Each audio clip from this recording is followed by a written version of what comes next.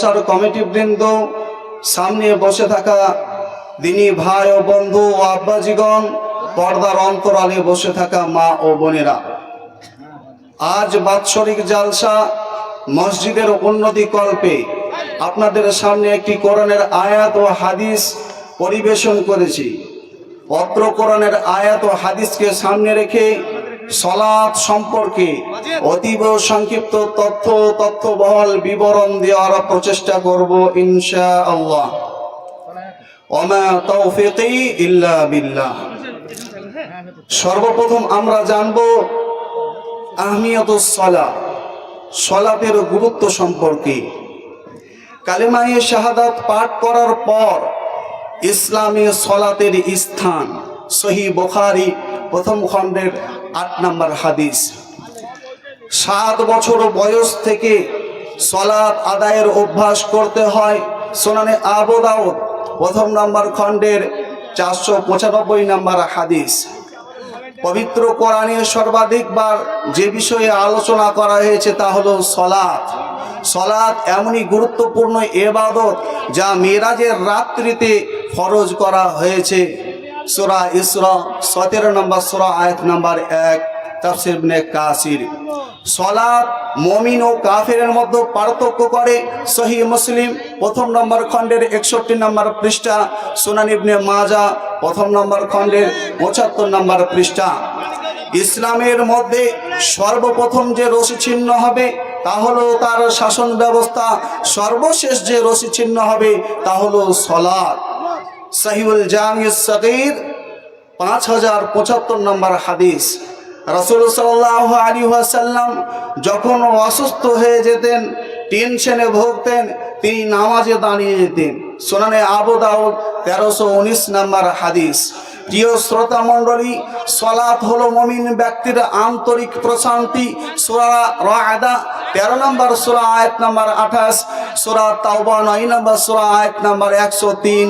মহান আল্লাহ তাআলা তিনি বলেন, আলা বিযিকরিল্লাহি তাতমাইন্নুল কুলুব।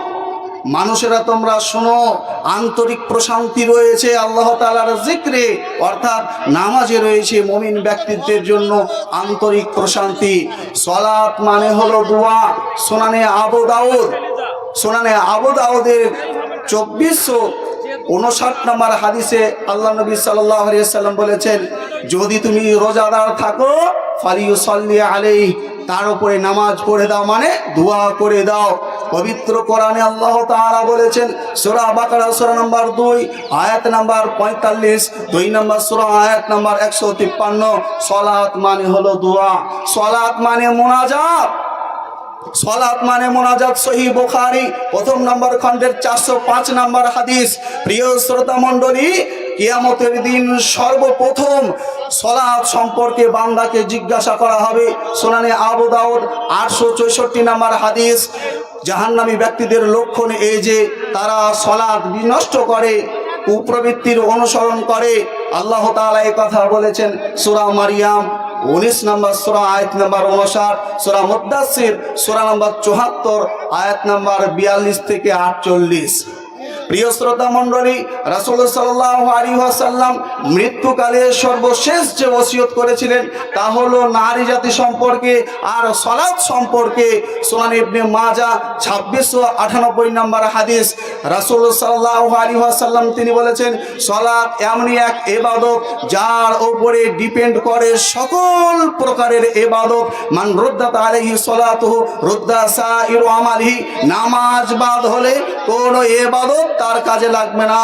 সহিহ তারগীব 539 নম্বর হাদিস। প্রিয় শ্রোতা, আল্লাহ তাআলা তিনি বলেছেন, সালাত এমনই এক ইবাদত, সালাতের মধ্যে রয়েছে আন্তরিক প্রশান্তি। সালাত মানুষকে অন্যায় অশ্লীল কাজ থেকে বাধা প্রদান করে। সূরা আনকাবুত সূরা নম্বর 29 আয়াত নম্বর 45, ইন্নাস সালাতা তানহা আনিল ফাহশাই ওয়াল মুনকার। প্রিয় শ্রোতা মণ্ডলী, রাসূল সাল্লাল্লাহু আলাইহি ওয়াসাল্লাম তিনি বলেছেন 5 ওয়াক্ত সালাত আদায় করতে হবে। 5 ওয়াক্ত দৈনিক 5 ওয়াক্ত সালাতকে ফরজ করা হয়েছে, যা অন্য কোনো ফরজ ইবাদতের বেলায় বলা হয়নি। সুনানে আবু দাউদ 391 নম্বর হাদিস। সালাত যে বিনষ্ট করবে তার সম্পর্কে ভয়াবহ কথা বলা আছে, সে জাহান্নামে যাবে। দেখুন ইব্রাহিম নবী দোয়া করছেন তার ছেলে মেয়ের জন্য, স্ত্রীর জন্য, নিজের জন্য। সূরা ইব্রাহিম 14 নম্বর সূরা আয়াত নাম্বার 40-41, রব্বি জাআলনি মুকিমাস সালাহ ওয়া মিন যুররিয়াতি রব্বানা তাকাব্বাল দুআ। আল্লাহ তুমি আমাকে নামাজি বানাও, আমার ছেলে মেয়ে, স্ত্রী এবং বংশকে নামাজি বানাও। তাহলে ইব্রাহিম নবী তিনি কথা বললেন না, আল্লাহ তুমি আমাদেরকে ধনবান বানাও, আমাদের পাঁচতলা বাড়ি বানিয়ে দাও, আমাকে রাজা বাদশাহ বানিয়ে দাও, এই দোয়া করলেন না। কি করলেন? আল্লাহ তুমি আমাকে, আমার পরিবারকে নামাজি বানাও। তাহলে ভাবুন নামাজের কত গুরুত্ব। নামাজ এমনই এক ব্যতিক্রম ইবাদত যার কোনো বিকল্প রাস্তা নেই। জাহিদুল সাহেব বুঝতে পারলাম না, নামাজের বিকল্প রাস্তা নেই মানে? নামাজ এক এমনই ইবাদত যার কোনো বিকল্প রাস্তা নেই। নামাজ ব্যতীত অন্যান্য ইবাদতের বিকল্প রাস্তা রয়েছে। যেমন আপনার উপরে হজ ফরজ, আপনি শারীরিকভাবে অক্ষম, আপনি যদি কাউকে দিয়ে হজ পালন করিয়ে নেন, এই হলো হজের বিকল্প রাস্তা, আপনার হজ হয়ে যাবে। আপনার উপরে সিয়াম ফরজ, আপনি শারীরিকভাবে অক্ষম, আপনি যদি সিয়াম কাউকে দিয়ে করিয়ে নেন আপনার সিয়াম হয়ে যাবে, এই হলো সিয়ামের বিকল্প রাস্তা। আর নামাজ অন্য কাউকে দিয়ে পড়ালে হবে না, নিজেকেই পড়তে হবে।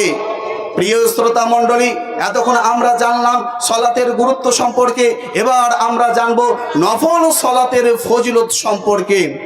জায়েদ বিন খালিদ আল জুহানি রাদিয়াল্লাহু তাআলা আনহু তিনি বলেন, মুসনাদে আহমদ 17054 নম্বর হাদিস, আল্লাহর নবী বলেছেন যে ব্যক্তি সুন্দরভাবে 2 রাকাত নফল সালাত আদায় করবে, গাফারাল্লাহু মা তাকাদ্দামা মিন দামবিহি, তার অতীতের সমস্ত সাগীরা গুনাহ আল্লাহ তাআলা ক্ষমা করে দেবেন। আনাস বিন মালিক রাদিয়াল্লাহু তাআলা আনহু তিনি বলেন, সুনানে তিরমিজির 586 নম্বর হাদিস, আল্লাহর নবী সাল্লাল্লাহু আলাইহি ওয়াসাল্লাম বলেছেন যে ব্যক্তি ফজরের সালাত জামাত সহকারে আদায় করে সূর্য ওঠা পর্যন্ত জিক্র আজকার করলো এবং সূর্য ওঠার পর 2 রাকাত সালাত আদায় করলো, সে ব্যক্তি হজ উমরা করার সমপরিমাণ নেকি পাবে। তাম্মাতিন তাম্মাতিন তাম্মা, পরিপূর্ণ পরিপূর্ণ পরিপূর্ণ নেকিতে কোনো প্রকারের ঘাটতি কমতি হবে না।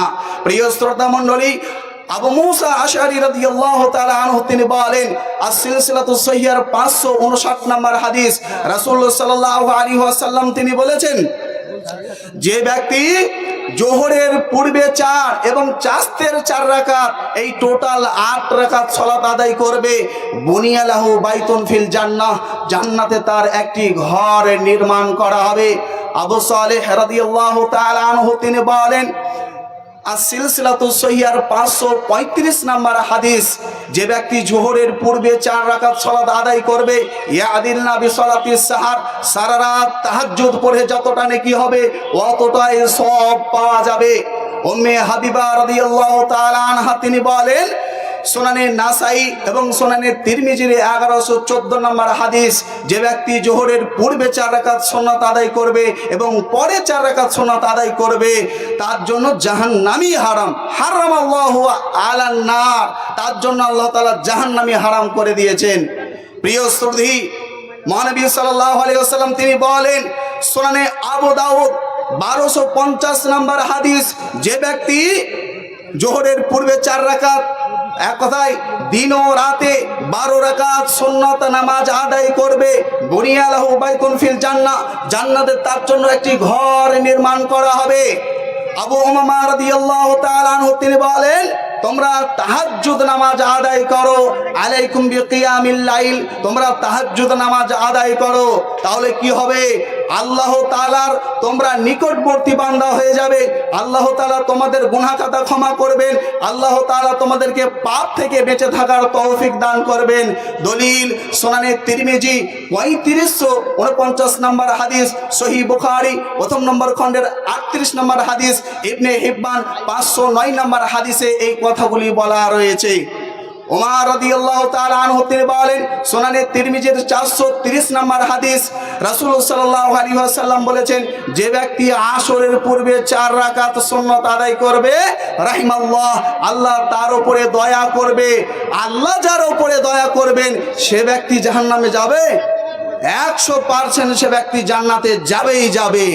আম্মা জান আয়েশা রাদিয়াল্লাহু তাআলা আনহা তিনি বলেন, সহিহ মুসলিম 1573 নম্বর হাদিস, রাকাত আল ফাজরি খায়রুম মিনাদ দুনিয়া ওয়া ফিহা, ফজরের 2 রাকাত সুন্নাত আসমান ও জমিনে যা কিছু রয়েছে সব চাইতে উত্তম। গোটা পৃথিবীতে যত সোনা রয়েছে বিক্রি করলে যত টাকা হবে, গোটা পৃথিবীতে যত জায়গা জমি রয়েছে বিক্রি করলে যত টাকা হবে, সব দান করে দেওয়ার পরেও সবচাইতে উত্তম ফজরের 2 রাকাত সুন্নাত। প্রিয় শ্রোতা মণ্ডলী, আবু হুরায়রা রাদিয়াল্লাহু তাআলা আনহু তিনি বলেন, সুনানে আবু দাউদ, আল্লাহ নবী সাল্লাল্লাহু আলাইহি সাল্লাম বলছেন, আল্লাহ তাআলা কিয়ামতের দিন ফেরেশতাদেরকে বলবে, ফেরেশতারা আমার বান্দার ফরজ সালাতে যদি কোনো ঘাটতি থাকে, আতিম্মুলি আবদি ফারিদাতাহু মিন তাতাউইন, সুন্নাত নামাজ দিয়ে তার ঘাটতি পূরণ করে দাও।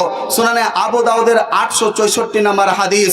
আবু উমামা রাদিয়াল্লাহু তাআলা আনহু তিনি বলেন, রাসূল সাল্লাল্লাহু আলাইহি ওয়াসাল্লাম বলেছেন, যে ব্যক্তি চাস্তের 2 রাকাত সালাত আদায় করবে ভালো করে, আজরুহু কাআজরিল মুতামির, সে ব্যক্তি উমরা করলে যতটা নেকি হবে অতটাই নেকি পাবে, কোনো সন্দেহ নাই। সুনানে আবু দাউদ 558 নম্বর হাদিসে এই কথা লেখা আছে। আবু হুরায়রা রাদিয়াল্লাহু তাআলা আনহু তিনি বলেন, সহিহ বুখারীর 1149 নম্বর হাদিস, রাসূল সাল্লাল্লাহু আলাইহি ওয়াসাল্লাম তিনি ফজরের নামাজ পড়ার পরে বেলাল রাদিয়াল্লাহু তাআলা আনহুকে জিজ্ঞাসা করছেন, বেলাল, হাদিসনি বিআরজা আমালিন আমিলতাহু ফিল ইসলাম, তুমি কি এমন আমল করো, আমি জান্নাতে হাঁটছিলাম তো তোমার জুতোর আওয়াজ আমি শুনতে পাচ্ছিলাম, কি তুমি আমল করো বলো তো? তখন বেলাল রাদিয়াল্লাহু তাআলা আনহু তিনি বললেন, আল্লাহর নবী, আমি শুধু যখনই উজু করি তখনই 2 রাকাত করে সালাত আদায় করি, ইল্লা সাল্লাইতু বিযালিকা তুহুর মা কুতিবা লিয়ান উসাল্লিয়া। সুনানে আবু দাউদ হাদিস একেবারে সহিহ বুখারীর 1149 নম্বর হাদিস। প্রিয় শ্রোতা মণ্ডলী, এতক্ষণ আমরা জানলাম ফরজ সুন্নাত সালাতের ফজিলত সম্পর্কে, এবার আমরা জানবো ফরজ সালাতের ফজিলত সম্পর্কে।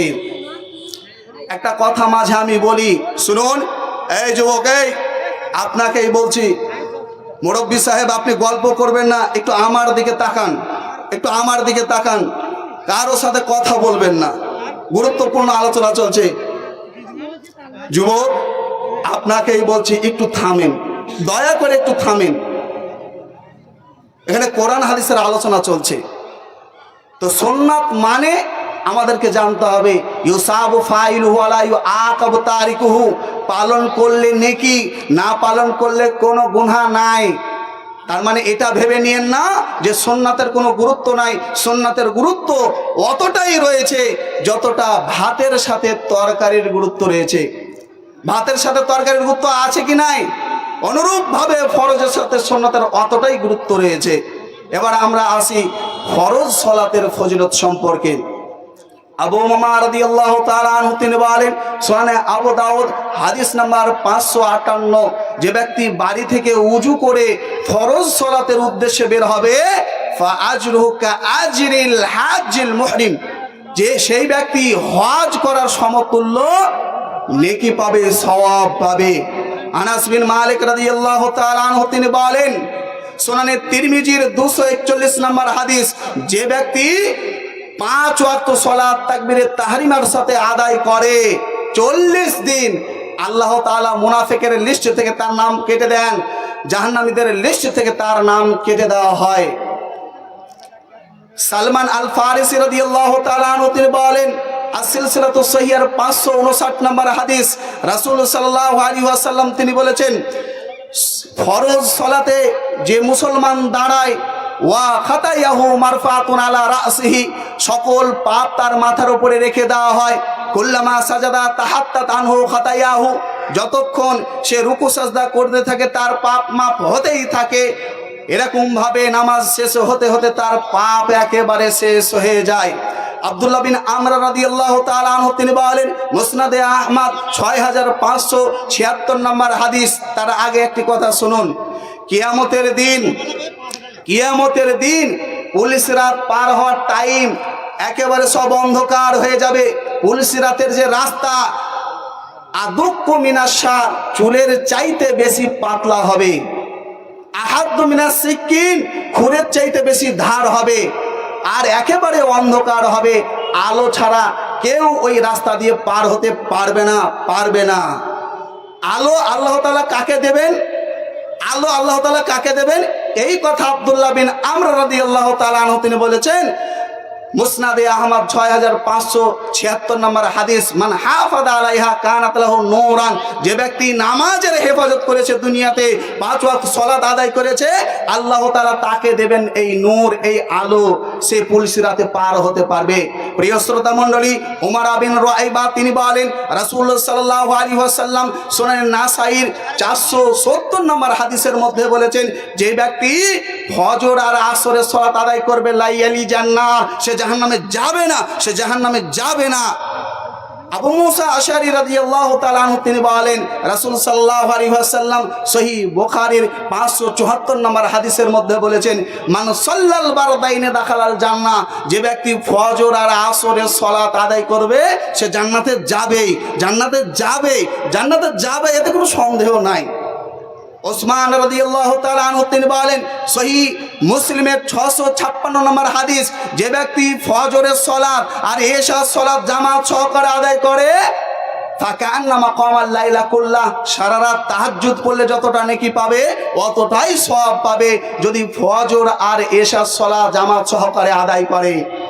আবু হুরায়রা রাদিয়াল্লাহু তাআলা আনহু তিনি বলেন, সহিহ মুসলিম হাদিস নাম্বার 440, রাসূল সাল্লাল্লাহু আলাইহি ওয়াসাল্লাম বলেছেন, এক জুমা থেকে আরেক জুমা, এক রমজান থেকে আরেক রমজান, মধ্যবর্তী টাইমে যে পাপগুলো হয়েছে, ফরজ সালাতের মাধ্যমে আল্লাহ তাআলা এগুলো মাফ করে দেন। সহিহ বুখারীর 528 নম্বর হাদিস, আবু হুরায়রা রাদিয়াল্লাহু তাআলা আনহু তিনি বলেন, রাসূল সাল্লাল্লাহু আলাইহি ওয়াসাল্লাম বলেছেন, একটি নদীতে কোনো ব্যক্তি যদি 5 বার দিনে গোসল করে, তার গায়ে কি ময়লা থাকবে? কথা বলুন, ময়লা থাকবে না। অনুরূপভাবে কোনো ব্যক্তি যদি 5 ওয়াক্ত সালাত আদায় করে, তার আর পাপ থাকবে না। ইয়ামহুল্লাহু বিহিন্নাল খাতায়া, এই নামাজের মাধ্যমে আল্লাহ তাআলা তার গুনাহ খাতা মাফ করে দেবেন। উকবা বিন আমির রাদিয়াল্লাহু তাআলা আনহু তিনি বলেন, সুনানে আবু দাউদ 1203 নম্বর হাদিস, সুনানে নাসাই 666 নম্বর হাদিস, রাসূল সাল্লাল্লাহু আলাইহি ওয়াসাল্লাম বলেছেন, আল্লাহ তাআলা ওই রাখালের উপরে অত্যন্ত খুশি হন যে নামাজের টাইমে আজান দেয়, নামাজের টাইমে নামাজ পড়ে। আল্লাহ নবী সাল্লাল্লাহু আলাইহি ওয়াসাল্লাম তিনি বলছেন, এই সব বান্দাদের জন্য আল্লাহ তাআলা বলেন, ক্বাদ গাফারতু লাহু ওয়া আদখালতুহুল জান্নাহ, যারা আমাকে ভয় করে সালাত আদায় করে, আমি তাদেরকে ক্ষমা করে দিই এবং জান্নাতেও দিব। আবু হুরায়রা রাদিয়াল্লাহু তাআলা আনহু তিনি বলেন, সহিহ বুখারীর 660 নম্বর হাদিস, কিয়ামতের দিন 7 শ্রেণীর মানুষ আরশের নিচে ছায়া পাবে। কয় শ্রেণীর মানুষের কথা বললাম? 7 শ্রেণীর মানুষ আরশের নিচে ছায়া পাবে। তার মধ্যে রাজুলুন কলবুহু মুআল্লাকুন ফিল মাসাজিদ, ওই ব্যক্তি, যে ব্যক্তি তার অন্তরকে মসজিদে ফরজ সালাতের জন্য টাঙিয়ে রাখতো। তাহলে ভাবুন, এই সালাত, ফরজ সালাতের কতটা গুরুত্ব, কতটা ফজিলত। এবার আমরা জানব ফরজ মানে সালাত পরিত্যাগকারীর বিধান কি। সালাত পরিত্যাগকারীর বিধান কি, এ সম্পর্কে খুব একেবারে সূক্ষ্ম বিষয় আলোচনা করব। আমার জ্ঞানে বলে এগুলো হচ্ছে নতুন তথ্য, আমার মনে হয়।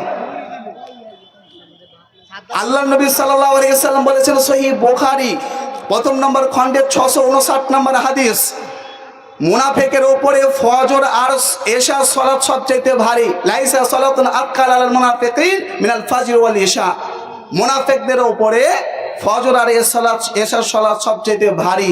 5 ওয়াক্ত নামাজ পড়ে, শুধু এশার আর ফজরের টাইমে মসজিদে যায়নি, তাই আল্লাহ নবী বললেন তাদেরকে মুনাফিক। সুনানে নাসাইর 511 নম্বর হাদিস, যারা নামাজ পড়ে ইচ্ছা মতো, লেট করে নামাজ পড়ে, ইচ্ছা মতো নামাজ পড়ে, আল্লাহ নবী এদের সম্পর্কে বলেছেন, তিলকা সালাতুল মুনাফিকিন, এগুলো হচ্ছে মুনাফিকদের সালাত, এগুলো হচ্ছে মুনাফিকদের সালাত।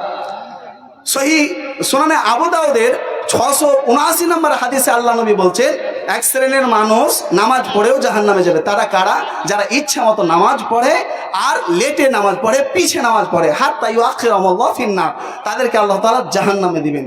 আমরা সকলেই জানি সূরা মাউন সূরা নম্বর 107 আয়াত নম্বর 5 থেকে 7 আল্লাহ তাআলা বলছেন, ফাওয়াইলুল লিল মুসাল্লিন, এক শ্রেণীর মুসল্লি যাবে জাহান্নামে, আল্লাযীনা হুম আন সালাতিহিম সাহুন, যারা নামাজ থেকে গাফেল, নামাজে অমনোযোগী, নামাজে দাঁড়ায়, নামাজে পড়ার পর একটু চায়ের দোকানে যাবো, নামাজটা পড়ার পর অন্যকে সাথে দুটো কথা বলবো, নামাজে তার মনই নাই। সুনানে তিরমিজি আল্লাহ নবী বলছেন, লা ইয়াকবালু দুআ আহাদিকুম মিন কলবিন ওয়াহিন, যে ব্যক্তির নামাজে মন থাকে না, দুআই মন থাকে না, তার নামাজই কবুল হবে না, দুআই কবুল হবে না। শুধু তাই নয়, ও জাহান্নামেও যাবে। আর কে? ওয়াল্লাযীনা হুম ইউরাউন, আর যারা মানুষকে দেখানোর জন্য সালাত আদায় করে, এরাও যাবে জাহান্নামে। যুবক আমি তোমাকেই বলছি, যুবক আমি তোমাকেই বলছি, দেখো 5 ওয়াক্ত নামাজ পড়ার পরেও নামাজি ব্যক্তি সে জাহান্নামে যাচ্ছে, আর তুমি টোটালি নামাজ পড়ো না, কিভাবে জান্নাতের আশা করো? যুবক তুমি কিভাবে জান্নাতের আশা করো? তুমি তো নামাজই পড়ো না। আরেকটি হাদিস সহিহ বুখারী, আবু দাউদ, তিরমিজি, নাসাই, ইবনে মাজার 850 নম্বর হাদিস। আল্লাহ নবীর কাছে একজন ব্যক্তি এলো, বলছে, আল্লাহ নবী, ইন্নী কাবীর, আমি অত্যন্ত বয়স্ক মানুষ, জারির, আমার 2 চোখ অন্ধ, লাইসা লি কায়িদুন ইয়াকুদুনি ইলাল মসজিদ, আমার কোনো লোক নাই যে আমাকে মসজিদে রেখে আসবে, হ্যাঁ, আর ওয়া বাইনি ওয়া বাইনাল মসজিদি নাখলান ওয়া শাজারান, আমার বাড়ি এবং মসজিদ অনেক দূর, আর এই মাঝে রয়েছে অনেক প্রকারের গাছপালা, আমার মাথায় লেগে যায়, আমি অন্ধ, হ্যাঁ, ওয়া শাসি উদ্দার, আমার বাড়ি মসজিদ থেকে অনেক দূর আল্লাহর নবী, আর রাস্তাতে রয়েছে আল হাওয়াম্ম, কীট পতঙ্গ, সাপ বিচ্ছু আমাকে কেটে দিতে পারে, ওয়াসিবাউ, আর হিংস্র প্রাণী। আল্লাহ নবীকে এতগুলো কারণ বলার পরে বলছে, আল্লাহ নবী, হাল তাজিদুলি রুখসাতান আন উসাল্লিয়া ফি বাইতি, আমি কি বাড়িতে নামাজ পড়তে পারি আল্লাহ নবী? তিনি বললেন, ঠিক আছে যাও।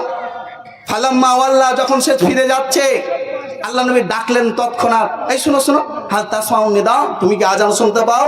তুমি কি আজান শুনতে পাও? সে বলল, হ্যাঁ আল্লাহ নবী, আমি শুনতে পাই। তখন আল্লাহ নবী বললেন, ফাজিব, তাহলে তুমি মসজিদেই আসবে। যুবক আমি তোমাকেই বলি, বয়স্ক মানুষ, 2 চোখ অন্ধ, তাও নামাজ মাফ নাই, তাকে মসজিদে এসে নামাজ পড়তে হয়েছে। যুবক তুমি নিজেকে মুসলিম বলে দাবি করো, আর তুমি নামাজই পড়ো না, তুমি মুসলমান হতে পারো না, তুমি মানুষই হতে পারো না, তুমি পশু। আল্লাহ নবী সাল্লাল্লাহু আলাইহি ওয়াসাল্লাম তিনি বলছেন, যে নামাজ পড়ে না সে মুসলমান হতে পারে না। দলিল দেখুন, সুনান নাসাইর 858 নম্বর হাদিস। আল্লাহ নবী সালাম ফিরালেন, আর দরজাতে দেখছে একজন ব্যক্তি দাঁড়িয়ে আছে। আল্লাহ নবী বলছেন, এই আলাস্তা বিরাজুলিন মুসলিম, এই যুবক, এই তুমি কি মুসলমান নও? তুমি কেন সালাত আদায় করলে না? নামাজ আদায় কেন আদায় করলে না? বলো, কেন আদায় করলে না? জবাব দাও। আল্লাহ নবী বলছেন, সহিহ মুসলিম 1375 নম্বর হাদিস, যে ব্যক্তি নিজেকে মুসলিম বলে পরিচয় দিতে চায় আল্লাহ তাআলার সামনে, ফালিউহাফিজ আলা হাউলাইস সালাওয়াতিল খামস, সে যেন 5 ওয়াক্তের সালাতের উপরে হেফাজত করে, সে যেন 5 ওয়াক্ত সালাত আদায় করে। মহান আল্লাহ তাআলা তিনি বলেন, সূরা মুনাফিকুন সূরা নম্বর 63 আয়াত নম্বর 9, ইয়া আইয়ুহাল্লাযিনা আমানু লা তুলহিকুম আমওয়ালুকুম ওয়ালা আওলাদুকুম আন যিকরিল্লাহ, হে মানব মণ্ডলী তোমরা শোনো, হে ঈমানদার তোমরা শোনো, তোমাদের ছেলে মেয়ে ধন সম্পদ যেন আল্লাহর জিকির থেকে বাধা প্রদান না করে। তোমাদের ছেলে মেয়ে যেন তোমাদের আল্লাহ তাআলার জিকির থেকে তথা সালাত থেকে যেন গাফেল না করে, বাধা না দেয়। ওয়া মাইয়া ফাল যালিক, যে ব্যক্তি নামাজ থেকে গাফেল থাকবে, আল্লাহর জিকির থেকে দূরে থাকবে, ফাউলাইকা হুমুল খাসিরুন, এরাই হলো ক্ষতিগ্রস্ত, এরাই হলো আসহাবুল জাহিম, এরাই হলো জাহান্নামবাসী।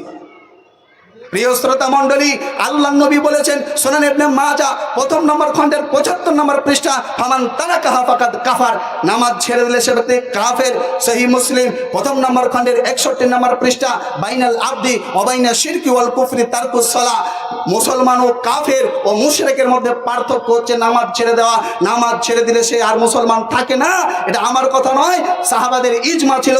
সুনানে তিরমিজি খুলে দেখবেন 90 নম্বর পৃষ্ঠা, কানা আসহাবু মুহাম্মাদিন সাল্লাল্লাহু আলাইহি ওয়াসাল্লাম লা ইয়ারাউনা শাইয়্যাম মিনাল আমালি তারকুহু কুফরুন গায়রা সালাহ, সাহাবা একরামদের ইজমা ছিল, কোন ব্যক্তি নামাজ পরিত্যাগ করলে সে আর মুসলমান থাকে না, সে আর মুসলমান থাকে না, কোশ্চিন কালেও সে আর মুসলমান থাকে না।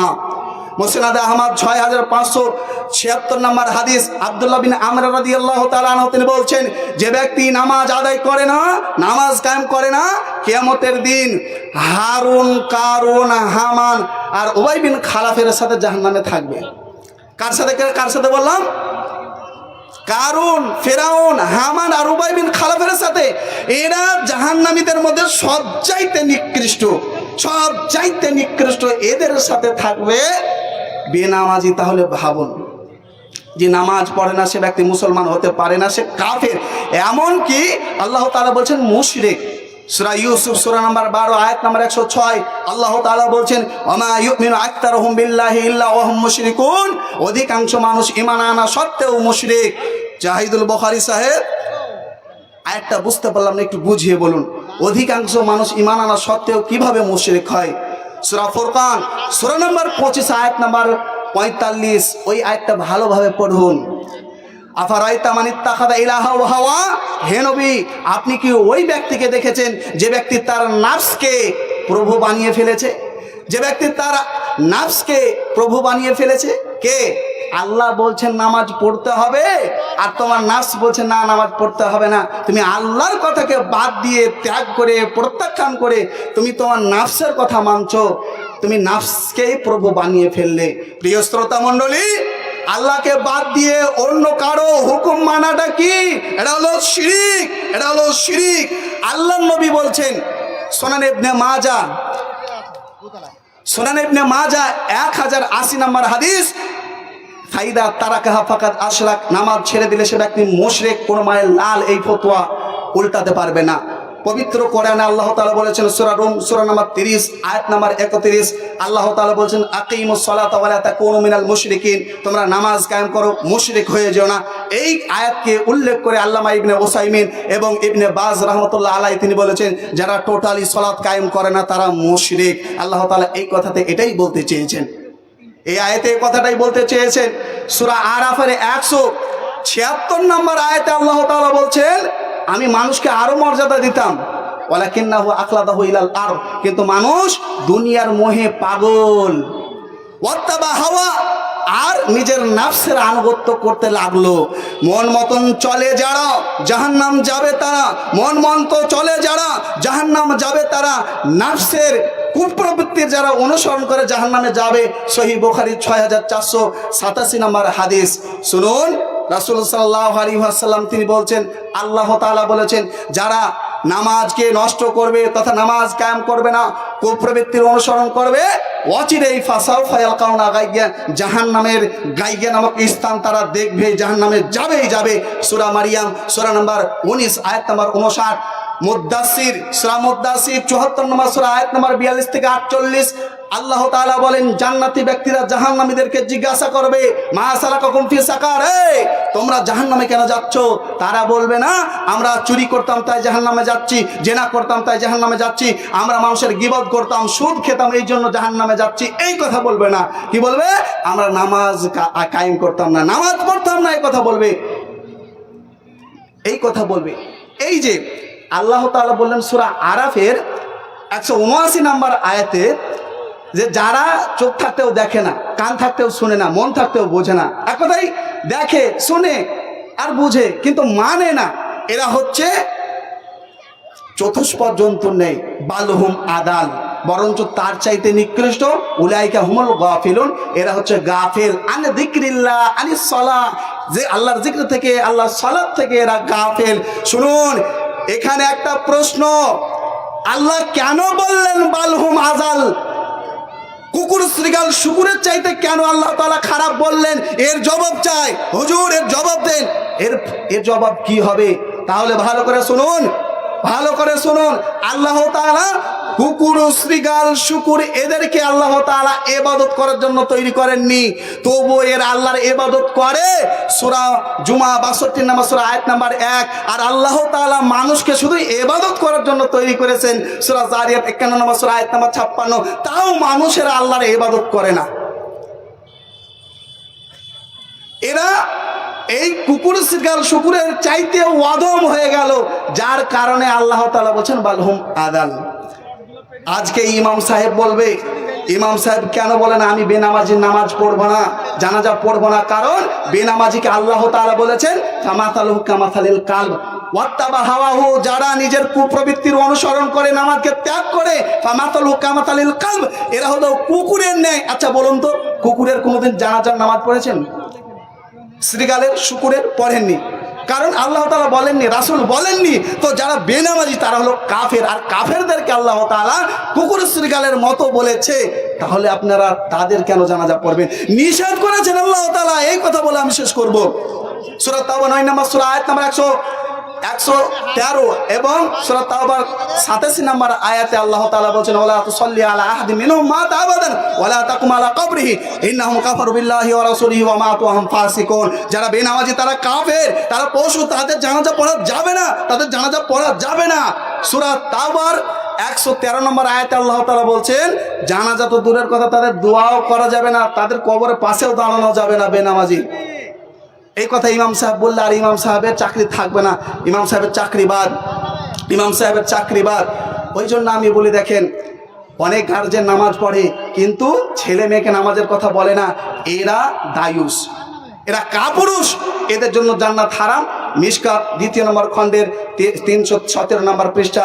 আরেকটি কথা, প্রত্যেক মাদ্রাসা মসজিদে, প্রায় মসজিদ মাদ্রাসাতে আমি দেখেছি, প্রায় আমি 80টা মাদ্রাসাতে ঘোরাঘুরি করেছি, 80টে। আমার অভিজ্ঞতা আমি বলছি, প্রায় মসজিদ মাদ্রাসার কমিটি এরা বেনামাজি। আপনারা মানুষ কেন পশুকে কমিটি বানালেন? আল্লাহ তো পশুকে কমিটি বানাতে বলেননি। আল্লাহ সূরা তাওবার 18 নম্বর আয়াতে বলেছেন কমিটি হবে কারা? নামাজি, ইমানদার, পরেজগার, আল্লাহকে ছাড়া কেউ তারা ভয় করে না, হ্যাঁ, এবং তারা যাকাত দেয়। আপনারা কেন একে বানালেন? এটা হলো কিয়ামতের লক্ষণ। সহিহ বুখারীর 1 নম্বর খণ্ডের 59 নম্বর হাদিস এবং সুনানে তিরমিজির 2209 নম্বর হাদিস, সুনানে ইবনে মাজাহ 4036 নম্বর হাদিস। অতএব আজ থেকে সংশোধন হতে হবে। আল্লাহ তাআলা মুমিনের সংজ্ঞা দিয়েছেন কি জানেন? মুমিনের বৈশিষ্ট্য সূরা বাকারা খুলবেন, 285 নম্বর আয়াত, সামিনা ওয়া তাআনা, শুনলাম আমরা মানব। আমরা আজকে যে সালাত সম্পর্কে শুনলাম, মানব তো ইনশাআল্লাহ? বলুন ইনশাআল্লাহ। আর মুনাফিকের বৈশিষ্ট্য কি জানেন? সূরা বাকারার 93 নম্বর আয়াত, সামিআনা ওয়া আসাইনা, শুনলাম মানব না, যত বলবি বল, কান করেছি ঢোল। এটা হচ্ছে মুনাফিকের বৈশিষ্ট্য। এরা শিক্ষিত কোনোদিনও হতে পারে না, এরা অশিক্ষিত। আল্লাহ তাআলা বলছেন যারা শিক্ষিত হবে তারা উপদেশ গ্রহণ করবেই করবে। সূরা জুমার 39 নম্বর সূরা আয়াত নম্বর 9, সূরা রা'দ 13 নম্বর সূরা আয়াত নম্বর 19, সূরা বাকারা 2 নম্বর সূরা 269 নম্বর আয়াত এবং সূরা আলী ইমরানের 7 নম্বর আয়াত।